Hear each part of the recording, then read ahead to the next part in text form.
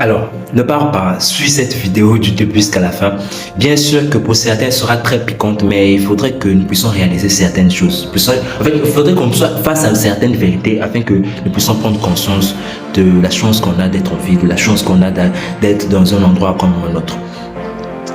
Alors, s'il y a un truc dont je suis le plus convaincu d'après moi, c'est qu'il n'y a aucun pays qui s'est développé en prière. Il n'y a aucun pays qui va se développer en prière.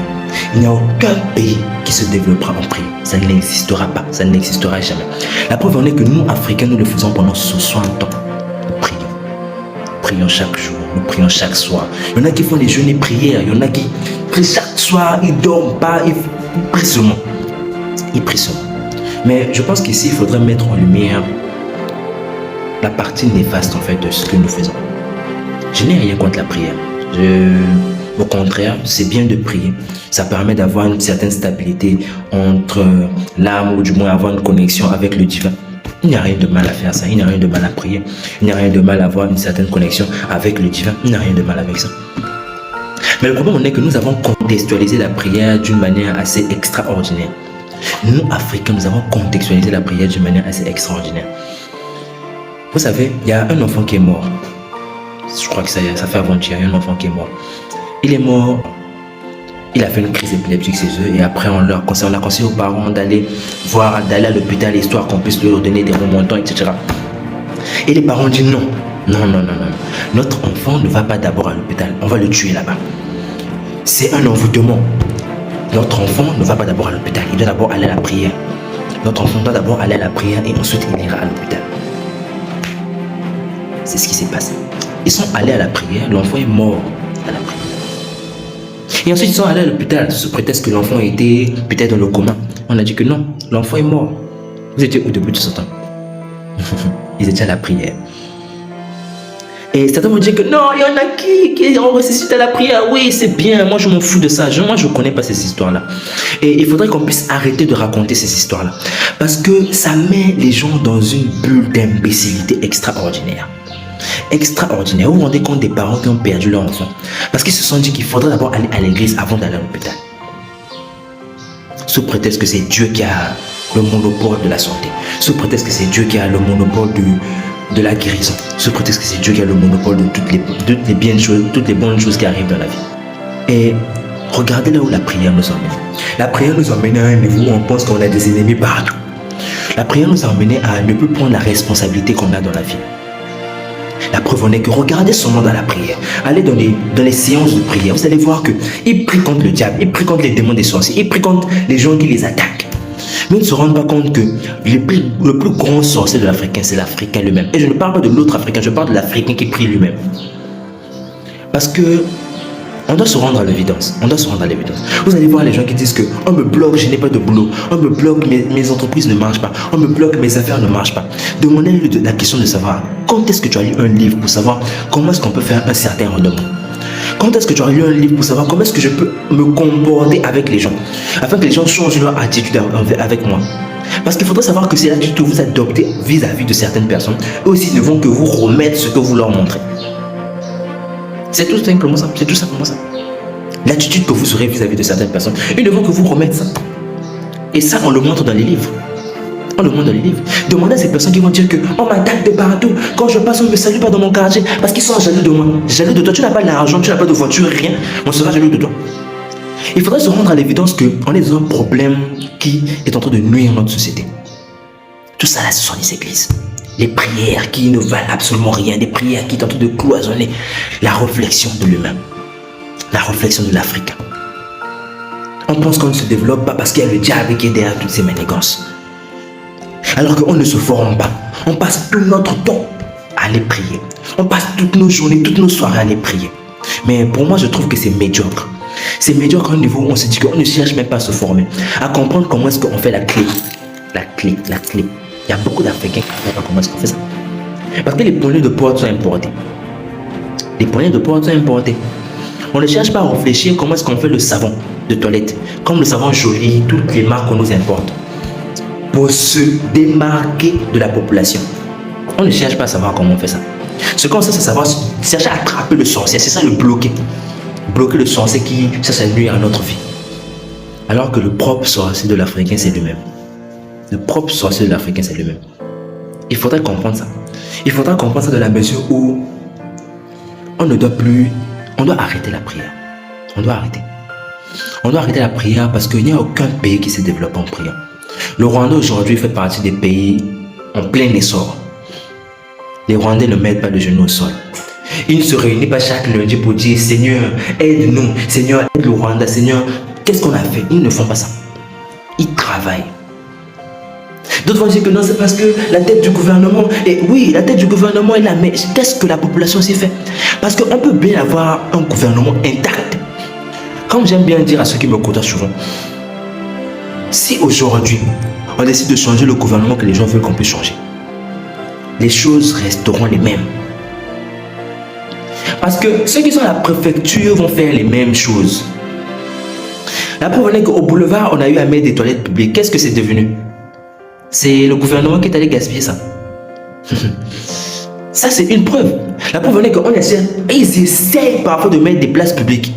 Qu'est-ce que ça devient? C'est le gouvernement qui gaspille ça. Là, je parle au micro. Micro. C'est ce qui se passe. C'est juste pour dire que nous avons tous la responsabilité de notre vie. Et arrêtons de mettre la prière, arrêtons de nous cacher derrière la prière, arrêtons de nous cacher derrière les sorciers pour ne pas chercher à prendre la responsabilité de notre vie. Certains disent que si mes affaires ne marchent pas, c'est parce qu'on est jaloux de moi. Si mes affaires ne marchent pas, c'est parce qu'il y a un sorcier qui est en train de chercher à empêcher mon développement. Non, non. C'est parce que tu ne lis pas de livres. C'est parce que tu ne vas pas aux conférences. C'est parce que tu ne cherches pas à avoir une certaine attitude envers certaines personnes. Parce que lorsque moi, je dis ça à certaines personnes, non, tu ne comprends pas. Tu es un fœtus spirituel. Tu es un bébé spirituel. Tu ne comprends pas ce qui se passe dans l'environnement. Tu n'as pas encore les yeux ouverts. Voilà pourquoi tu ne comprends pas. Voilà pourquoi tu ne peux pas comprendre ce qui se passe. Voilà pourquoi tu ne peux pas comprendre le combat qu'on mène au quotidien. C'est de l'imbécilité pure. Parce qu'à travers ça, les pasteurs sont en train de mener une certaine manipulation.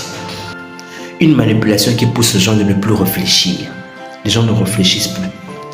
Et quand on commence à réfléchir, on met des petites vidéos qui font oh.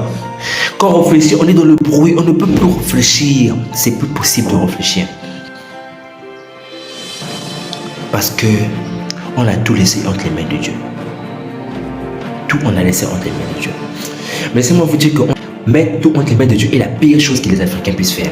Je sais que cette vidéo ne sera pas en accord avec tout le monde. Je sais que cette vidéo ne pourra pas aller en accord avec tous ceux qui entourent, tous ceux qui me voient au quotidien. Oui. Mais mettre tout entre les mains de Dieu, c'est la pire formule que l'Africain puisse avoir. C'est parce qu'il n'arrive pas à prendre en charge sa vie. C'est parce qu'il n'arrive pas à prendre en charge ses responsabilités. C'est parce qu'il n'arrive pas à prendre en charge ce qu'il doit faire. Voilà pourquoi il remet entre les mains de Dieu. Vous savez, c'est la prière. Si la prière permettait vraiment de développer un pays, on devait être très loin. Si la prière changeait des pays, on devait être loin. Et c'est un même inventé un concept. Salah, Sambila, Sambila, Salah, c'est du n'importe quoi. Il n'y a pas de Salah, Sambila. Il faut Salah. Il faut Salah, Salino, Salino. Parce qu'il n'y a pas de Salah, Sambila. Il n'y en a pas.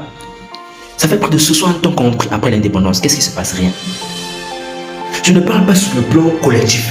Sur le plan individuel, qu'est-ce qui se passe? Rien. Nous avons tous la responsabilité de notre vie. Personne n'est écarté de ça. Vous êtes là à chercher donc que la volonté de Dieu soit faite. Elle sera faite comment? Il vous a donné un cerveau. Il vous a donné les yeux, les pieds, les mains. Parce que je vois des gens qui n'ont pas de mains. Je vois des gens qui n'ont pas de pieds. Mais qui sortent pour aller chercher à manger. Qui sortent pour aller chercher le boulot. Qui prennent des mouchoirs et vendent.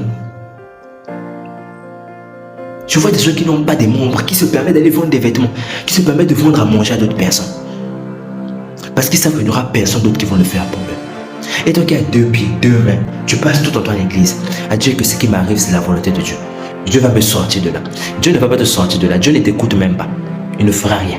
Rien pour toi. Je sais que cette vidéo est choquante. Je sais que cette vidéo va choquer certaines personnes. Et d'autres vont dire que tu es incrédule. Oui. Si je suis incrédule, c'est bon. Mais il n'y a pas d'incrédulité. Il n'y a pas d'incrédulité dans ça. Rien. C'est juste qu'il faudrait mettre la vérité aux yeux des Africains. La Chine, Singapour, le Qatar, le Rwanda. En parlant même, en passant par l'Afrique du Sud. L'Occident qui vous a emmené la prière. Aujourd'hui, vous allez voir la plupart des personnes qui vont... Et prenez un constat simple. J'aimerais vous prendre un constat. Demandez à ceux qui sont en Occident là-bas. Demandez même à ceux qui sont en France, un pays favori pour les Congolais. Vous allez vous rendre compte que les églises qui se remplissent sont remplies de noirs. De 1.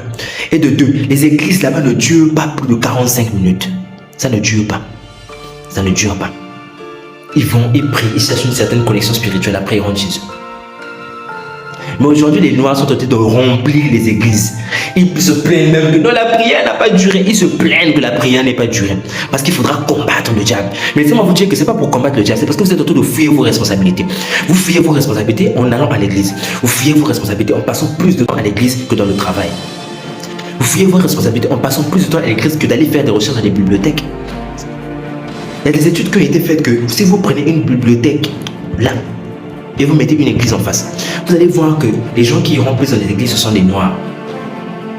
Et les blancs iront dans des bibliothèques. Et vous allez voir que les noirs vont durer dans les églises. Durer.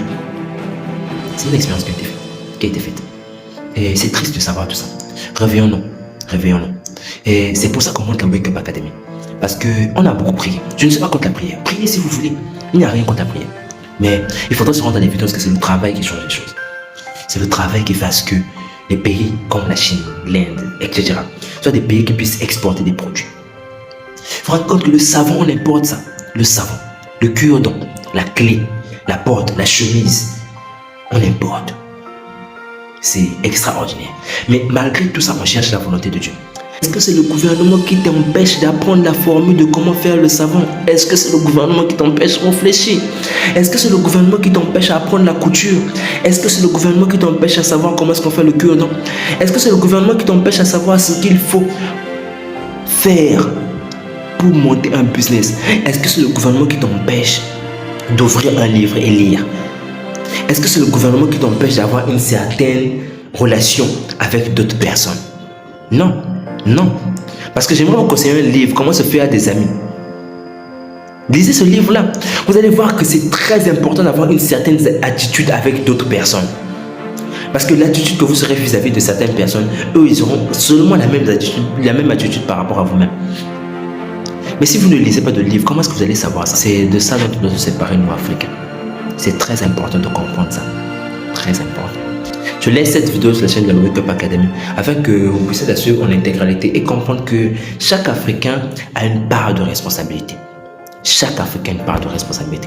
Si nous nous mettons à 100, à 1000, à 10, à 35, quel que soit le nombre, nous allons changer la donne. Si nous nous mettons ensemble, nous allons changer la donne. C'est très important.